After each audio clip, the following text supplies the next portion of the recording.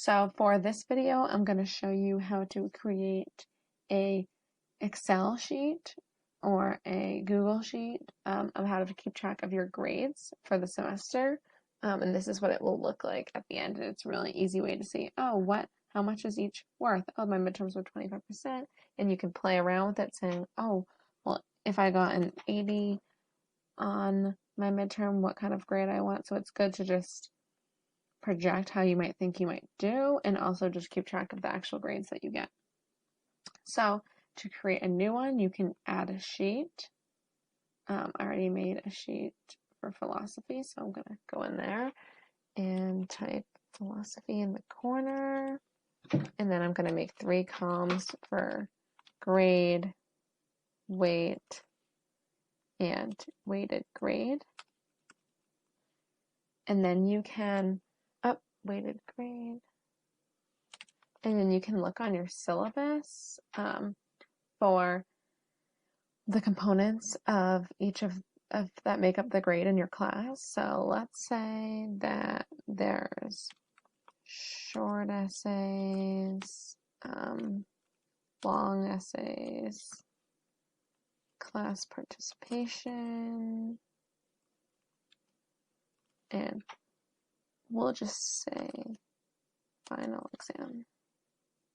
And then this looks a little annoying, as you can see, because of the width of the cells. So if you double click in the columns at the top, you can change the width of the cell to the width of the words. So now, again, looking on the syllabus, you're going to see what the weight of each grade is. So I'm just going to make up weight and make sure to type in using the percentage sign for when you multiply it later.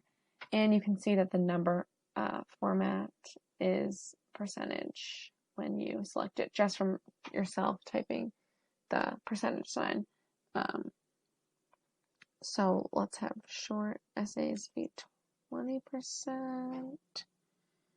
and we'll have long essays be 30%, and I think 35%. I believe that all adds up to 100. And then we can just fill in random grades right now of what you might think you could get. And then in the weighted grade section, you're going to write a formula. So you're going to do equals, select the box next to grade, multiply by using the asterisk, the weight, and you hit enter, and then it calculates that for you. And then you're going to put your mouse on the corner so that it looks like a plus sign, and drag it down, and that will automatically move the formula with you.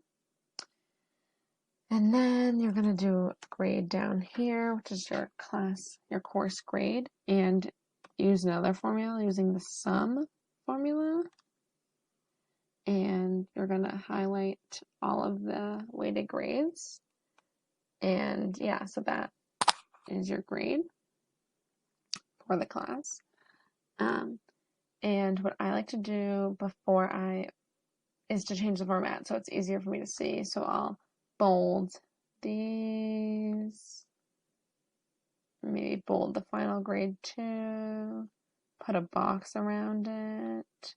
And I also like to, before I get my grades back, just make it gray so that I don't think I actually got those grades. And then let's say I got my short essay back, I can go in and highlight it black so I know that part's actually contributing to the grade.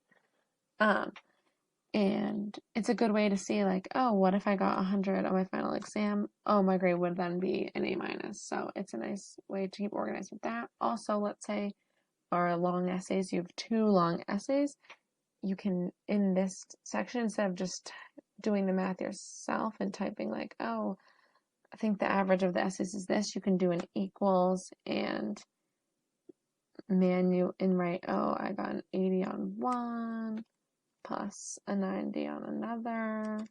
Make sure you keep the parentheses around it, divided by 2 because there was 2 essays, and then make sure you time it by 100. Actually, you don't need to time it by 100. And then, yeah, so then that does it for you. So like, let's say that you had a bunch of quizzes, that would be easy to do. Yeah, that is what it looks like, and it's very helpful. I use it every semester.